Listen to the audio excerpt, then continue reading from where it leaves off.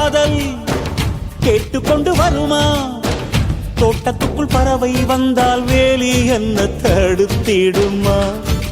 காதல் காட்டு செடி போலே கட்டளைகள் போடும் போதும் பூக்கள் பூக்க மறுத்திடுமா?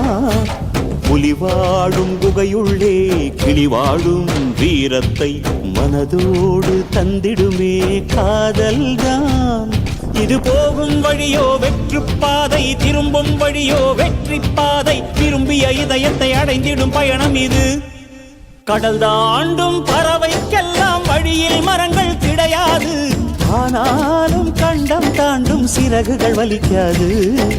மலையேறும் எறும்பின் கால்கள் வெயிலை மிதித்து உடையாது. மனதோடு காதல் வந்தால் மனிதா தடையேது.